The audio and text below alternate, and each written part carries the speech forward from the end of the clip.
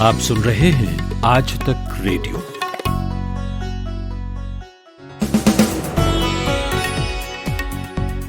नमस्कार, 9 दिसंबर है आज, दिन है बुधवार और मैं अमन गुप्ता हाजिर हूं शाम का खबरनामा दिन भर लेकर। किसानों ने सरकार का लिखित प्रस्ताव खारिज कर दिया है, तो क्या वजह रही इसकी? और आज हुई किसानों की मीटिंग में क्या तय हुआ?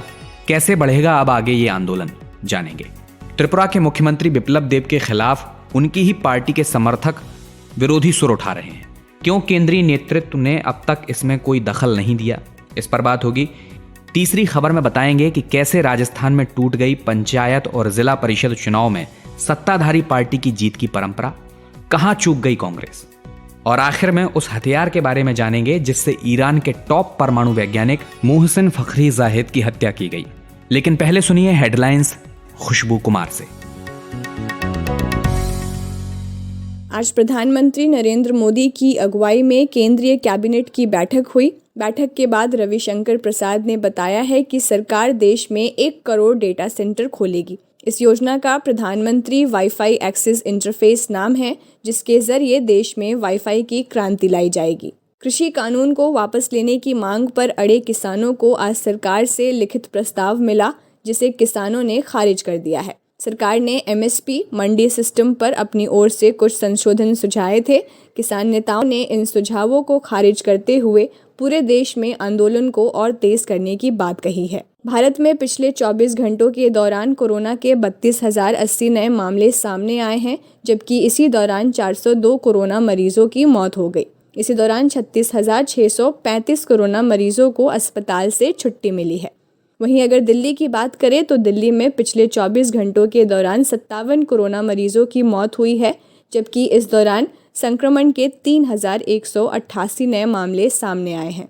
175 करोड़ रुपए के मनी लॉन्ड्रिंग केस में शिवसेना विधायक प्रताप सरनाईक को सुप्रीम कोर्ट से राहत मिली है। दरअसल टॉप्स ग्रुप प्रमोटरों और अन्य के खिलाफ दर्ज किए गए मामले में ईडी ने प्रताप सरनाईक को पूछताछ के लिए बुलाया था।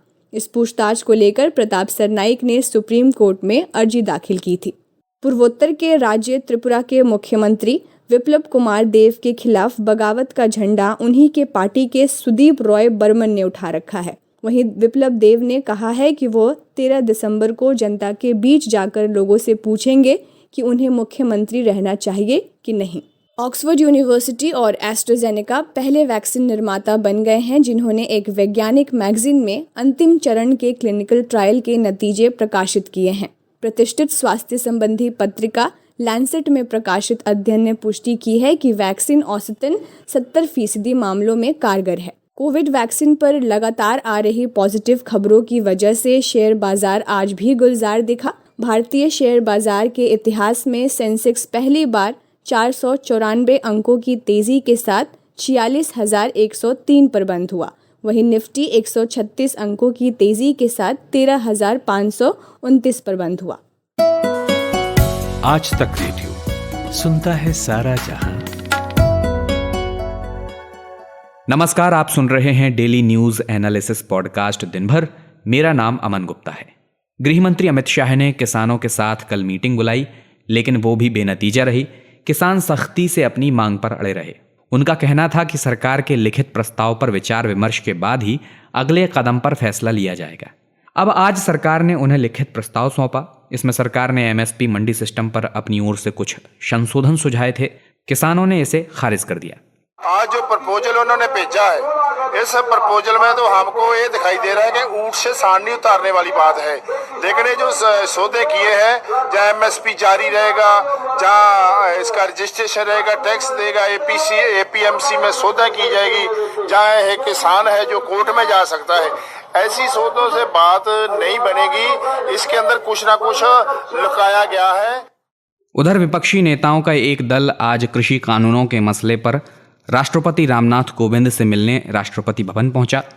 इसमें एनसीपी नेता शरद पवार, कांग्रेस से राहुल गांधी, सीपीएम नेता सीताराम येचुरी, सीपीआई महासचिव डी राजा और डीएमके नेता टीकेएस इलेनगोवन शामिल रहे। राष्ट्रपति से मिलने के बाद बाहर आकर राहुल गांधी ने मीडिया से बातचीत में कहा कि सरकार इन कानूनों के सहारे कृषि में भी उद्योगपतियों को लाना चाहती है।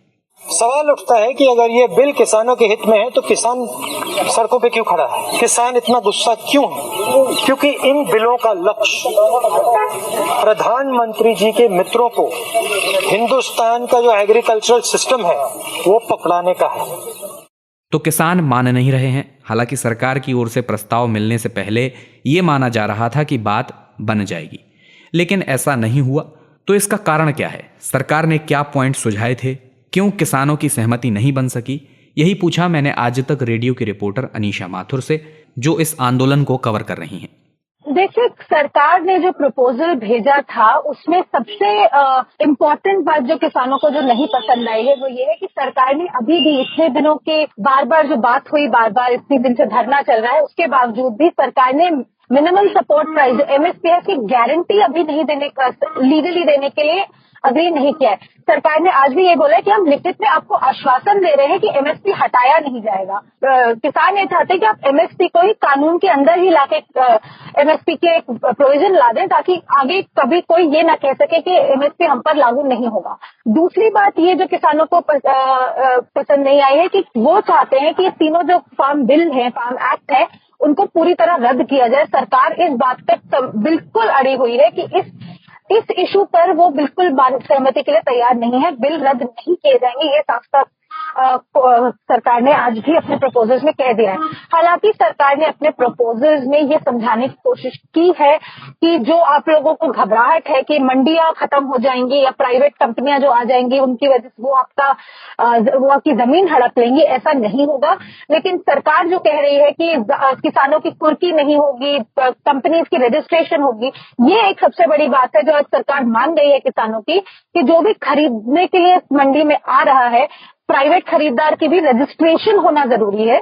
और स्टेट्स जो है, अलग अलग राज्य जो है, उनको ये हक देने को तैयार हो रही है सरकार कि राज्य जो है, राज्य सरकारें अपने नियम बनाए रजिस्ट्रेशन के लिए, और राज्य सरकारें जो है वो नियम ये भी बनाए कि जो प्राइवेट मंडियां खुलेंगी उनमें भी जो सेस और टैक्स लगेगा वो APMC की मंडियों के समान ही लगेगा। ये बहुत बड़ी बात है, सरकार मानने को तैयार हो गई है कि क्योंकि टैक्स नहीं लगेगा प्राइवेट खरीद पर, क्योंकि टैक्स उतना नहीं लगेगा तो वो उनको फायदा पहुंचेगा। और APMC मंडियां जो उन पे एक्स्ट्रा टैक्स लग रहा है। अच्छा अनीशा, आज शाम किसानों की सिंघू बॉर्डर पर मीटिंग थी, आप भी थी वहां पर, और जाहिर है वहां से लौट रही हैं, पीछे मुझे वाहनों की आवाज भी आ रही है।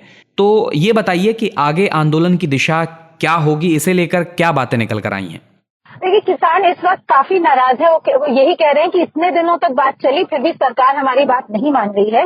तो अब जो केंद्र सरकार ने जो प्रपोजल दिया था, प्रस्ताव दिया था, संशोधन कर देंगे अलग अलग एक्ट में, उसको किसानों ने पूरी तरह खारिज कर दिया है। वो कह रहे हैं कि हम MSP की गारंटी हमें जरूरी चाहिए। दूसरी बात इन्होंने ये कही है कि 12 दिसंबर को टोल बूथ्स पर किसान टोल फ्री कर देंगे बूथ्स को। जयपुर हाईवे, दिल्ली जयपुर हाईवे बंद किया जाएगा। और एक दिन का धरना जो है 14 दिसंबर को दिया जाएगा, और उसके बाद अनिश्चितकालीन धरना शुरू होगा। ये जो यहाँ पर ऑलरेडी दिल्ली के सिंघू बॉर्डर पर, टीकरी बॉर्डर पे जो किसान बैठे हैं, उन्होंने भी साफ कर दिया कि वो वहां से जो दिल्ली का वे धरना हो रहा है वो खत्म नहीं होगा। एक और बात जो किसान कह रहे हैं कि वो जियो सिम का बहिष्कार करेंगे, क्योंकि उनके हिसाब से ये जो सरकार ने लॉज पारित किए हैं ये बड़ी बड़ी कंपनियों के हित के लिए किए हैं, इसलिए वो रिलायंस के जियो सिम का बहिष्कार करेंगे सिंबॉलिक प्रोटेस्ट की तर्ज पर, कि हम सरकार की और कंपनियों की जो मिली भगत है उससे काफी नाराज हैं। अभी आगे क्या होगा वो आगे भी देखने की बात है, लेकिन सरकार को अभी क्योंकि प्रपोजल खारिज कर दिया गया, अगला कदम सरकार को उठाना है कि किसान यूनियन से बात करें, ताकि ये जो दिल्ली के बॉर्डर बंद किए हुए हैं, दिल्ली पे धरना इतने दिन से हो रहा है, और वैसे भी किसान इतने उत्तेजित हुए हुए, परेशान हुए हुए, उसको सॉर्ट आउट किया जाए। ये थी आज तक रेडियो रिपोर्टर अनीशा माथुर। त्रिपुरा में सियासी हलचल तेज हो गई है। मुख्यमंत्री बिप्लब देब ने कल एक चौंकाने वाला बयान दिया। उन्होंने कहा कि वो लोगों से पूछेंगे कि उन्हें मुख्यमंत्री रहना चाहिए या नहीं। दरअसल बीजेपी के नवनियुक्त राष्ट्रीय सचिव और त्रिपुरा के केंद्रीय पर्यवेक्षक विनोद कुमार सोनकर पिछले रविवार को त्रिपुरा आए थे। गेस्ट हाउस में जब वो राज्य के नेताओं से बात कर रहे थे तो वहां सैकड़ों लोगों की भीड़ इकट्ठा हो गई और बिप्लब हटाओ, बीजेपी बचाओ के नारे लगने लगे। इस घटना पर बिप्लब देब की प्रतिक्रिया आई। उन्होंने कहा कि वो काफ़ी दुखी हैं और ख़ुद लोगों से मिलकर उनका विचार जानेंगे कि क्या उन्हें पद पर बने रहना चाहिए या नहीं। उन्होंने कहा कि अगर जनता मेरा समर्थन नहीं करती है तो मैं पार्टी आला कमान को इस बारे में सूचित करूंगा। उन्होंने 13 दिसंबर विवेकानंद मैदान पहुंचने की जनता से अपील की है। उन्होंने कहा कि जनता का निर्णय अंतिम निर्णय होगा। तो त्रिपुरा में मचे इस सियासी उथल पुथल को समझने के लिए मैंने बात की त्रिपुरा में ही मौजूद वरिष्ठ पत्रकार शेखर दत्ता से और उनसे ये पूछा कि बात यहाँ तक पहुंची कैसे। पहुंची है क्योंकि यहाँ डिसिडेंट बहुत ज्यादा है, उनके खिलाफ मेजोरिटी एमएलए मिनिस्टर्स उनके खिलाफ है, इसीलिए वो डर गया और शायद वो जो टॉप लीडरशिप है इनसे कुछ सिंपैथी मांग रहा है, इसीलिए। अच्छा शेखर, तो बिप्लब देब ने खुले मैदान में सार्वजनिक रूप से रेफरेंडम का जो तरीका चुना है उसके बारे में क्या कहेंगे आप? वो सही है क्या? नहीं, ये तरीका बहुत गलत है, ये कोई तरीका ही नहीं है। इनको जाना चाहिए असेंबली के अंदर, विधानसभा के अंदर, और एक ट्रस्ट वोट लेना चाहिए, तो ये हो सकता है। लेकिन ये वो मैदान में जाकर वो ट्रस्ट वोट मांगना, पीपल से रेफरेंडम लेना, ये तो बहुत गलत है, ये हो नहीं सकता, ये अनकॉन्स्टिट्यूशनल है। कहने का मतलब ये है कि त्रिपुरा बीजेपी में सब कुछ ठीक नहीं चल रहा है। अच्छा, इन सब में एक नाम उभर कर सामने आ रहा है शेखर, विधायक सुदीप राय बर्मन का। इनका क्या रोल है इसमें? ना, इनका तो वो तो सुदीप राय बर्मन कुछ नहीं कर रहे हैं। ये है most educated MLA, he is BTech and LLB, but since he had come from Congress they are not taking him seriously. But actually और जो कांग्रेस से जो 6-7 एमएलए आए थे ना, इसीलिए बीजेपी यहाँ जीत पाया, नहीं तो उनका जय हासिल नहीं होता।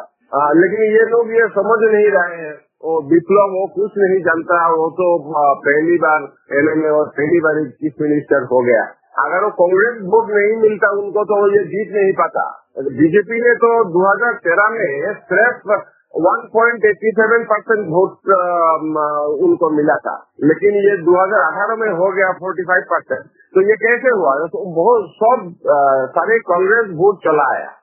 और Sudip Roy Burman is the most competent and most influential MLA. He was minister, he was disgraced, he was dropped from ministry. Biplab should not have done it, but still he made this mistake. And now majority MLAs उनके खिलाफ है, बिप्लब के खिलाफ है। Minister सभी एक से only one minister is with Biplab, बाकी सब तो उनके खिलाफ है। वो तो प्राइवेटली जब बात करते हैं सब बोल देते हैं। शेखर, अक्टूबर में त्रिपुरा में बीजेपी के असंतुष्ट विधायकों ने पार्टी अध्यक्ष जेपी नड्डा से मुलाकात की थी और अपनी बिप्लब देब के प्रति नाराजगी से अवगत कराया था, लेकिन पार्टी का अंतर्विरोध एक बार फिर सामने आ रहा है। तो क्या पार्टी की सेंट्रल लीडरशिप इस मामले के प्रति सीरियस नहीं है, क्योंकि अब तक इसका समाधान वो नहीं कर सकी है? मेरा एसेसमेंट है वो सॉल्व करना चाहता है, लेकिन वो बिप्लब को हटाएंगे या नहीं ये तो मैं नहीं जानता। लेकिन नड्डा जी ने बहुत अच्छा हियरिंग दिया, उनके बात सुना, और नड्डा जी ने प्रॉमिस किया कि हम एक भेजेंगे हमारी प्रभारी को, आप उनके पास सब कुछ बोल दो, वो रिपोर्ट देंगे, उसके बाद हम जो करना है वो हम कर लेंगे, ये बोला था। लेकिन मेरा शौक है वो अल्टीमेटली बिप्लब को रिमूव करेंगे या नहीं ये निश्चित नहीं है। लेकिन अगर बिप्लब को रिमूव नहीं करते तो उनके लिए बहुत बड़ा मुसीबत सामने है, ये गवर्नमेंट ठीक नहीं पाएगा। ये थे त्रिपुरा में मौजूद वरिष्ठ पत्रकार शेखर दत्ता। आज तक रेडियो, आजतक.in/रेडियो, ये हमारा पता है, लेकिन हम आपके पसंदीदा ऑडियो प्लेटफॉर्म्स पर भी हैं। Google podcast, Apple podcast, Spotify, Jio Saavn जैसे ठिकानों पर भी आप हमें सुन सकते हैं। और अगर YouTube आपकी पसंदीदा जगह है तो वहां पर भी हमें सब्सक्राइब कीजिए। आज तक रेडियो, सुनता है सारा जहां। और उधर बिहार में पिछले कुछ दिनों से राष्ट्रीय लोक समता पार्टी के अध्यक्ष उपेंद्र कुशवाहा की नजदीकी नीतीश कुमार से बढ़ रही है। तो क्या कुशवाहा की घर वापसी होगी? तो क्या नीतीश उनके सहारे अपनी खोई हुई सियासी जमीन खोज रहे हैं? इन्हीं मसलों पर हमारे साथी केशव ने लेटेस्ट पॉडकास्ट में वरिष्ठ पत्रकार और लेखक संतोष सिंह से बात की है। अगर इसे आप सुनना चाहते हैं तो हमारे वेब पेज aajtak.in/podcast पर लॉगिन कर सकते हैं। वहीं किसी कोने में आपको ये पॉडकास्ट जरूर दिख जाएगा। अब बात राजस्थान के पंचायत समिति और जिला परिषद के चुनाव की, तो आज इनके नतीजे आ गए और इसी के साथ टूट गया एक मिथक, एक परंपरा। वो ये कि जिस पार्टी की सरकार राज्य में सत्ता में होती है उसी की जीत पंचायत और जिला परिषद के चुनाव में होती है। लेकिन पहली बार यह हुआ है कि राज्य में कांग्रेस की सरकार होते हुए बाजी बीजेपी ने मार ली। यहां तक कि कांग्रेस के सभी दिग्गज नेताओं के विधानसभा क्षेत्र में भी कांग्रेस हार गई। 21 जिला प्रमुखों के लिए चुनाव में 14 पर बीजेपी को जीत मिली और कांग्रेस 5 पर ही सिमट कर रह गई, जबकि 1 पर भारतीय ट्राइबल पार्टी ने कब्जा जमाया है। वहीं पंचायत चुनाव में 1833 सीटों पर बीजेपी ने जीत हासिल की, जबकि कांग्रेस को 1713 सीटों पर जीत मिली। तो कांग्रेस के दिग्गजों की हारने की वजह क्या रही और राज्य में कांग्रेस ने इस पर क्या प्रतिक्रिया दी है, यही पूछा मैंने राजस्थान में मौजूद आज तक रेडियो रिपोर्टर शरद कुमार से। इस तरह की परंपरा रहती है राजस्थान में कि जिस पार्टी की सत्ता होती है उसकी जीत होती है। कम से कम जो बड़े नेता हैं, जैसे सचिन पायलट हैं, पूर्व मुख्यमंत्री हैं, खुद प्रदेश अध्यक्ष गोविंद सिंह डोटासरा का इलाका है लक्ष्मणगढ़, वहां से कांग्रेस हार गई। टोंक में सचिन पायलट के यहाँ से कांग्रेस हार गई। इसके अलावा खेल मंत्री हैं अशोक चांदना, जिनको मुख्यमंत्री अशोक गहलोत सचिन पायलट के सामने खड़ा करने की कोशिश कर रहे थे गुजर नेता और मंत्री के रूप में। उनके इलाके बूंदी में कांग्रेस हार गई। ये उदयलाल आंजना सहकारिता मंत्री, उनके इलाके में बुरी तरह से हारी कांग्रेस। स्वास्थ्य मंत्री रघु शर्मा बड़े नाम है कांग्रेस के राजस्थान में, उनके इलाके अजमेर में कांग्रेस पूरी तरह से हारी। तो एक तरह से कहा जा सकता है कि जिस तरह से कांग्रेस ने गांव में, जहां पर माना जाता है कि कम से कम गांव में कांग्रेस का जनाधार है, बीजेपी ने पैठ बनाई है। निश्चित रूप से कांग्रेस के लिए ये अच्छी खबर है। और अभी तक मुख्यमंत्री अशोक गहलोत हो या प्रदेश अध्यक्ष गोविंद सिंह डोटासरा हो, इनकी तरफ से प्रतिक्रिया नहीं आई है। प्रतिक्रिया देने के लिए परिवहन मंत्री प्रताप सिंह खाचरियावास सामने है और उन्होंने कहा कि निश्चित रूप से हमारे लिए एक वेकअप कॉल है और सबको सामूहिक जिम्मेदारी लेनी चाहिए हार की, और सारे नेताओं को बैठकर विचार विमर्श करना चाहिए कि आखिर 2 साल बाद ही इस तरह के हार पूरे राजस्थान के इलाकों में क्यों मिली है। क्योंकि देखिए, बाड़मेर जैसे इलाकों में तो 40 साल बाद कांग्रेस की सरकार गाँव की नहीं बनती नजर आ रही है। जैसलमेर में कांग्रेस किसी तरह से 1 सीट जीत पाई है ज्यादा बीजेपी से, जहां पर करीब 20 साल से राज था कांग्रेस का। तो ऐसे इलाकों में जहां पर कांग्रेस का राज हुआ करता था, वहाँ कांग्रेस का साफ होना, और डूंगरपुर जैसे इलाके आदिवासी इलाके जहाँ पर कांग्रेस का गढ़ था, वहाँ भारतीय ट्राइबल पार्टी ने अपनी जीत दर्ज की है। निश्चित रूप से कांग्रेस के लिए परेशानी वाली बात है। अच्छा शरद, ये बताइए कि इन चुनावों के लिए बीजेपी ने क्या रणनीति अपनाई और कांग्रेस कहां पीछे रह गई?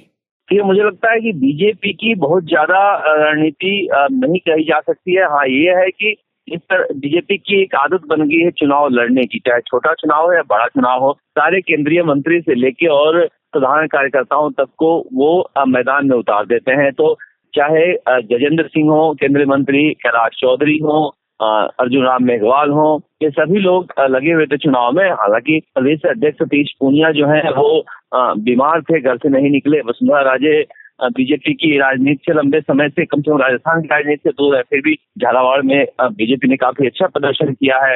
राजेंद्र राठौड़ के इलाके चूरू में। तो इन जगहों पर कहा जा सकता है कि बीजेपी के नेताओं की एक सक्रियता है, लेकिन सक्रियता से ज्यादा कहा जा सकता है कि कांग्रेस के अंदर जो फूट थी, एक दूसरे को हराने की जो होड़ थी, उसकी वजह से कांग्रेस हारी है। जैसलमेर हो, बाड़मेर हो, टोंक हो, इन सारे इलाकों में आप देखेंगे तो कांग्रेस के अंदरूनी झगड़ों की वजह से कांग्रेस ज्यादा हारी है, और झगड़े की वजह से ऐसा लग रहा है कि इस तरह से सफाया हुआ है। ये थे राजस्थान में मौजूद आज तक रेडियो के रिपोर्टर शरद कुमार। पिछले हफ्ते ईरान के टॉप परमाणु वैज्ञानिक मोहसिन फखरी जाहिद की हत्या कर दी गई। अब आप कहेंगे कि यह बासी खबर मैं आपको क्यों बता रहा हूं। दरअसल जिस तरीके से उनका कत्ल हुआ वो वाकई में हैरान करने वाला था, लेकिन अब कत्ल किस तरह से किया गया, धीरे धीरे इससे पर्दा उठ रहा है। फखरी जाहिद के कत्ल में जिस तकनीक के इस्तेमाल का पता चला, उसका इस्तेमाल इससे पहले कभी हुआ ही नहीं था। आपको जानकर हैरानी होगी कि जिस बंदूक से फखरी जाहिद का कत्ल किया गया, वो बंदूक भले ही ईरान में एक ट्रक पर लगाई गई थी, लेकिन उस ट्रक पर गन का ट्रिगर दबाने के लिए कोई इंसान मौजूद नहीं था, बल्कि धरती से लाखों किलोमीटर दूर आसमान में चक्कर लगा रही एक सैटेलाइट के सहारे ये बंदूक चलाई गई। या ये कहना ज़्यादा ठीक होगा चलवाई गई।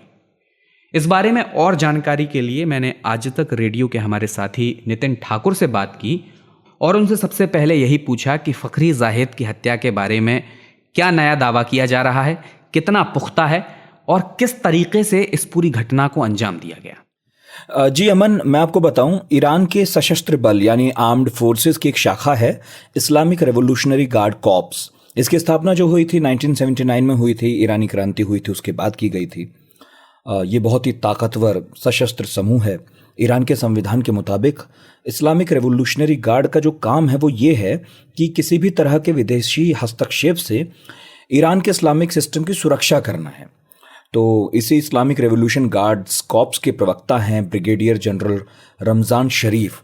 उन्होंने दावा किया है ये कि मोहसिन फखरीजादेह की हत्या जो है सैटेलाइट से कंट्रोल किए गए हथियार से हुई थी। इससे पहले दावा जो है ईरान की अरबी स्टेट न्यूज़ एजेंसी अल आलम ने भी किया था।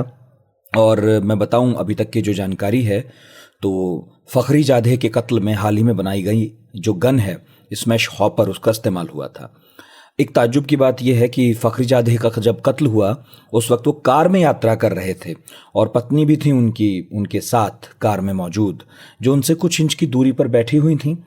और इस हमले में उनका कोई नुकसान नहीं हुआ, उनको कुछ नहीं हुआ, लेकिन फखरीजादेह पर 13 राउंड फायरिंग की गई और सारे निशानियां चूक थे, उनकी जान चली गई। इतने परफेक्शन और प्लानिंग के साथ इस घटना को अंजाम दिया गया कि अब तक लोग भरोसा नहीं कर पा रहे हैं। अच्छा नितिन, आपने स्मैश हॉपर नाम की बंदूक की बात की, इसके बारे में ज़रा बताइए, ये किसके पास है? क्योंकि जाहिर है ये टेक्नोलॉजी हर देश के पास तो अभी होगी नहीं, तो ऐसे में शक की सुई किस देश की तरफ जाती दिख रही है? अमन, स्मैश हॉपर नाम की इस बंदूक की चर्चा इन दिनों खूब है। इस चर्चा का सबब इस बंदूक की खासियत है। दरअसल इस गन को light remote control weapon station यानी LRCWS के नाम से भी जाना जाता है। बंदूक ना केवल ऑटोमेटिक है बल्कि रिमोट कंट्रोल से भी चल सकती है। साथ ही निशाने को खुद ही स्कैन करके लॉक कर लेती है और बुलेट प्रूफ गाड़ी तक में भी अगर आप बैठे हैं तो इससे बच पाना बहुत मुश्किल है। अब जहां तक ये सवाल है कि बंदूक किसके पास है, तो आपको बता दूं, कुछ दिन पहले इजराइल की एक कंपनी ने इस मैन पोर्टेबल ऑटोमेटिक बंदूक को लॉन्च किया था। इजरायली कंपनी का दावा ये था कि ये बंदूक अपने आप लक्ष्य को स्कैन करके निशाने को लॉक करती है, जिसके बाद दूर बैठा ऑपरेटर टैबलेट जैसी वायरलेस डिवाइस से जब चाहे तब फायर कर सकता है। तो ऐसे में इजराइल के ऊपर ही कत्ल का इल्जाम है, खुद ब खुद लग रहा है। उसी के पास है बंदूक, उसी का इजाद है। जी नितिन, इसी के साथ मैं ये भी समझना चाहूँगा कि इजराइल में इसके पीछे किसका हाथ हो सकता है और इस मामले में ईरान की प्रतिक्रिया क्या है? जी अमन, आप जानते हैं कि ईरान और इजराइल के बीच दुश्मनी का एक लंबा इतिहास है, तवील इतिहास है, और इसमें अमेरिका इजराइल के साथ होकर अपने औने पौने हित साधता रहता है। इन सब स्थितियों को समझने और सभी कड़ियों को जोड़ने के बाद हत्या का सिरा इजराइल की एक अहम संस्था से जोड़ा जा रहा है। दावा यह है कि इजराइल की जासूसी एजेंसी मोसाद, सब इसका नाम जानते हैं, उसने घटना को अंजाम दिया था। तो कुछ ईरानी ऑफिसर्स ने इसमें अमेरिका और सऊदी अरब के मिले होने का दावा भी किया है। जहां तक ईरान की प्रतिक्रिया का सवाल है, ईरान ने कहा है कि वो अपने वैज्ञानिक की मौत का बदला जरूर लेंगे, स्वाभाविक है, और वक्त और तारीख ईरान खुद तय करेगा, ऐसा उनका कहना है। तो पहले उनके शीर्ष कमांडर कासिम सुलेमानी की हत्या हुई। अब ईरानी एटॉमिक प्रोग्राम के गॉडफादर माने जाने वाले वैज्ञानिक मोहसिन फखरीजादेह के कत्ल के बाद ईरान को काफ़ी धक्का लगा है। दूसरी तरफ अमेरिका के दबाव में कई अरब देश इजराइल को मान्यता दे रहे हैं। ये बात भी ईरान के लिए चिंता पैदा करती है। देश के लोग भी इस शर्मिंदगी का बदला लिए जाने की मांग कर रहे हैं। पब्लिक सेंटिमेंट बहुत मजबूत है, लिहाजा ईरान पर आंतरिक दबाव भी है, बाहरी दबाव भी है। तो ऐसे में ईरान का अगला कदम कौन सा होगा, क्या होगा, ये देखने वाली बात तो होगी। ये थे आज तक रेडियो के हमारे साथी नितिन ठाकुर। खबरों की हलचल और देश विदेश का मिजाज आप सुन रहे हैं आज तक रेडियो। और अब आपसे विदा लेने का वक्त आ गया है, लेकिन जरा रुकिए, आज बड़े दिनों के बाद एक ईमेल आया है। लिखने वाले सज्जन का नाम है आशीष मिश्रा। किस जगह से लिखा है ये उन्होंने नहीं बताया, लेकिन लिखते हैं कि मैं बेहतर न्यूज़ प्रोग्राम्स की तलाश करते हुए आज तक रेडियो तक पहुंचा। आज की इस भागदौड़ भरी जिंदगी में जहां टीवी देखने का समय या स्थान ना हो, तो वहां आज तक रेडियो के कार्यक्रम में सारी बातें मिल जाती हैं। खासतौर पर उन्होंने हमारे मॉर्निंग न्यूज़ पॉडकास्ट आज का दिन का जिक्र किया है। आखिर में वो उस लाइन को भी अपने अंदाज में लिखते हैं जिससे मैं और नितिन कई बार अपने सुबह के प्रोग्राम की शुरुआत करते हैं, और हमारे प्रोमो में भी है। लिखते हैं, इस गली के चक्कर लगाते हुए आज तक रेडियो को अपने कान हवाले कर देता हूँ, जहाँ एक बटन छूने पर खुल जाता है पिटारा। Loving it. तो बहुत बहुत शुक्रिया आशीष। अगली बार हमें लिखें तो ये भी लिखें कि किस जगह से आपने ईमेल हमें लिखा है। और आशीष की तरह अगर हमारे और भी दोस्त हमें इलेक्ट्रॉनिक चिट्ठी यानी ईमेल लिखना चाहते हैं तो पता नोट कर लीजिए, radio@aajtak.com। इसके अलावा सोशल मीडिया पर भी हम हैं, तो वहाँ पर भी आप हमसे जो कुछ कहना चाहें कह सकते हैं। और अगर आप ऑडियो प्रोग्राम सुनने के लिए किसी तरह के ऑडियो OTT प्लेटफॉर्म का इस्तेमाल करते हैं, जैसे Spotify, Google podcast, Apple podcast, तो वहाँ पर भी हम हैं। वहाँ आप हमारे कार्यक्रम सब्सक्राइब कर सकते हैं। अब मैं अमन गुप्ता आपसे इजाज़त चाहूँगा। इस कार्यक्रम की साउंड मिक्सिंग कर रहे थे सचिन द्विवेदी। नमस्कार।